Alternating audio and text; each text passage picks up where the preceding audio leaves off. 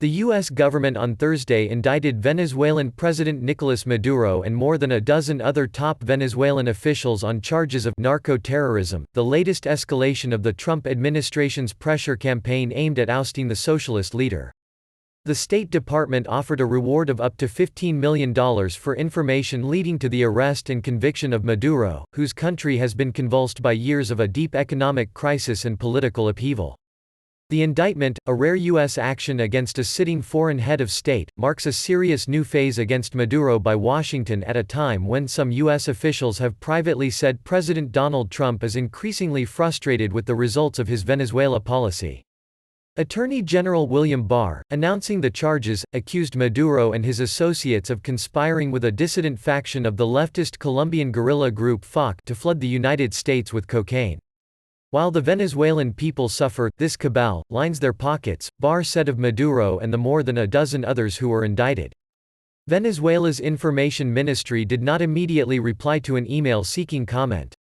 The U.S. government has previously lodged criminal indictments against members of Maduro's family and inner circle. He and his allies have dismissed such allegations as a smear campaign, and argue the United States is responsible for drug trafficking given its role as a leading consumer. Maduro is already under U.S. sanctions and has been the target of a U.S. effort aimed at pushing him from power. He took office in 2013 after the death of his mentor President Hugo Chavez, a staunch U.S. foe. Other Venezuelan officials whose indictments were announced on Thursday include Defense Minister Vladimir Padrino Lopez, senior socialist leader Diosdado Cabello and the Chief Justice of the country's Supreme Court, Michael José Moreno Perez, 54, who was charged with money laundering. The United States and dozens of other countries have recognized opposition leader Juan Guaidó as the country's legitimate president. But Maduro has remained in power, backed by the country's military and by Russia, China and Cuba. U.S. officials have long accused Maduro and his associates of running a narco-state, saying they have used drug trafficking proceeds to make up for lost revenue from a Venezuelan oil sector heavily sanctioned by the United States. The indictments were unsealed in New York, Florida and Washington. Maduro and his top lieutenants ran a narco-terrorism partnership with the FARC for the past 20 years, said Jeffrey Berman, the U.S. Attorney for the Southern District of New York.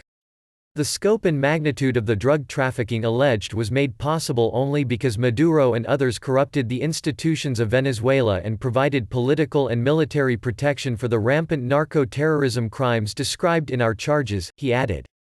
Berman accused Maduro and his co-defendants of using their political and military power to promote narco-terrorism for their personal gain. He said the case took many years to build. The U.S. Attorney for the Southern District of Florida Ariana Fajardo Orshan said she sees signs of Venezuelan officials dirty laundered money throughout her area every day, from fancy yachts to million-dollar condos. This party is coming to an end, she said. Asked whether the U.S. government wants to capture Maduro dead or alive, Barr said, "We want him captured so he can face justice in U.S. court." But Barr offered no indication of how U.S. authorities believe they might get their hands on Maduro, who has endured more than a year of international pressure and on again, off-again street protests as the OPEC members' economy has continued to unravel. In February 2017, the U.S. Treasury Department imposed sanctions against Venezuelan Vice President Tarek el-Aissami for drug trafficking and other related crimes. And in December 2017, two nephews of Maduro's wife, Frankie Francisco Flores de Freitas and Efraín Antonio Campo Flores, were convicted in U.S. federal court for drug smuggling.